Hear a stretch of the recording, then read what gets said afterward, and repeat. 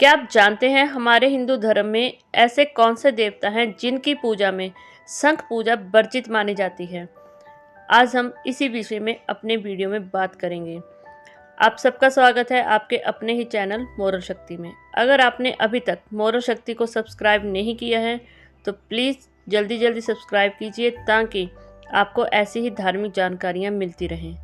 शंख पूजन से हमारे आसपास की सकारात्मक ऊर्जा बढ़ती है और नकारात्मक ऊर्जा जाती है। शंख पूजा हिंदू धर्म के अनुसार हर पूजन में बहुत ही मान्य रखी जाती है, लेकिन हमारे हिंदू धर्म में एक ऐसे भी देवता है जिनकी पूजा में शंख पूजन नहीं किया जाता, शंख को प्रयोग में नहीं लगाया जाता। जी हाँ, हमारे भोलेनाथ महादेव की पूजा में शंख पूजन नहीं होता। और क्या भोलेनाथ की पूजन में शंख पूजन नहीं होता, इस विषय में भी एक पौराणिक कथा प्रचलित है। माना जाता है कि पूजा स्थल पर शंख रखने से ही सुख समृद्धि आ जाती है। जहाँ सोचिए सिर्फ शंख रखने मात्र से ही सुख समृद्धि आती है, वहाँ पर शंख पूजन से कितना सुख समृद्धि आती होगी। और हर प्रकार की नकारात्मक ऊर्जा मनुष्य के मन से तो जाती है, बल्कि आसपास आपके घर से भी बहुत दूर जाती है। फिर ऐसा क्या हुआ कि भोलेनाथ की पूजा में शंख पूजन वर्जित किया गया। मान्यता है कि शंखचूड़ की हड्डियों से बना हुआ था और शंखचूड़ जो विष्णु भक्त थे, विष्णु के सबसे प्रिय भक्तों में से एक भक्त शंखचूड़ माने जाते थे। इसीलिए विष्णु जी की पूजा में हमेशा ही शंख पूजन बहुत अनिवार्य माना गया है। विष्णु जी की पूजा में शंख से जल चढ़ाया जाता है। और दूसरी तरफ एक कथा के अनुसार शंखचूड़ का वध भोलेनाथ ने खुद किया था, इसीलिए उनकी पूजा में शंख पूजन वर्जित माना जाता है। ब्रह्म वैवर्त पुराण में इसका उल्लेख मिलता है। पौराणिक कथा के अनुसार एक बार राधा गोकुल से कहीं बाहर गई हुई थी। उसी समय श्री कृष्णा बिरजा नाम की सखी के साथ विहार कर रहे थे। संयोगवश राधा भी वहीं पहुंच गई। जैसे ही श्री कृष्णा और बिरजा को साथ देखा, राधा अपने क्रोध को नियंत्रण नहीं कर पाई और क्रोध में राधा ने दोनों को बहुत ही भला बुरा कहना शुरू कर दिया।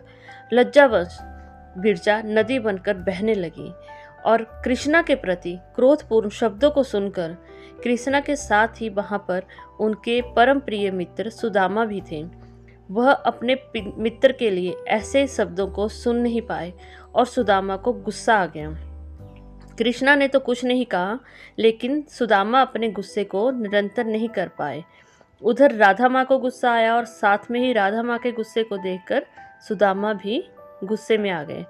उन्होंने राधा को ऊंचे स्वर में बात करने शुरू कर दिया।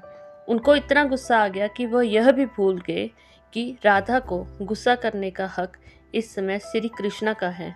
कृष्णा ही राधा को प्यार से समझा भी सकते हैं और कुछ कह भी सकते हैं, लेकिन सुदामा यह सब कुछ भूल गए। सुदामा को ऐसे बात करते देख राधा को अति क्रोध आ गया और उन्होंने सुदामा को श्राप दे डाला। सुदामा को श्राप दिया कि वह दानव रूप में जन्म लेंगे और सुदामा ने भी क्रोध में आकर राधा को मनुष्य योनि में जन्म लेने का श्राप दे डाला। राधा के उसी श्राप के चलते सुदामा अगले जन्म में शंखचूड़ नामक राक्षस के रूप में पैदा हुए। शंखचूड़ का उल्लेख शिव पुराण में मिलता है। शिव पुराण के अनुसार दंभ नामक राक्षस ने कई साल विष्णु जी की तपस्या की और विष्णु जी उनकी तपस्या से खुश हुए और विष्णु जी ने दंभ नामक राक्षस को कहा कि वह अपनी इच्छा के अनुसार वर मांग सकते हैं। दंभ ने तीनों लोकों में अजय महापराक्रमी पुत्र का वरदान मांगा। विष्णु जी ने उनको पुत्र दिया और दंभ को पुत्र के रूप में शंखचूड़ पुत्र प्राप्त हुआ, जो कि अपने पराक्रम से तीनों लोकों का राजा बना और साथ में ही सभी को सताने लगा। साधुओं को सताता, देवताओं को सताता, साधारण मनुष्यों को था उसने जीना हराम कर रखा था। उसके इसी आतंक से परेशान होकर सभी देवता पहुंच गए भोलेनाथ के पास और भोलेनाथ से गुहार लगाई कि हे प्रभु, आप हमें शंखचूड़ के आतंक से बचाइए।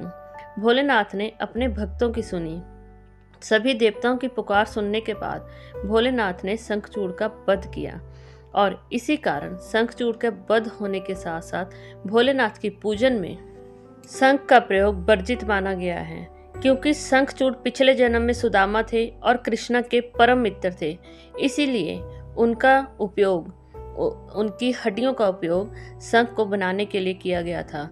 और विष्णु जी की पूजन में अवश्य ही शंख का पूजन होता है और विष्णु जी के पूजन के समय शंख पर जल लगाकर भगवान विष्णु जी की शालिग्राम की प्रतिमा पर अवश्य चढ़ाया जाता है। यह बहुत ही अनिवार्य माना जाता है।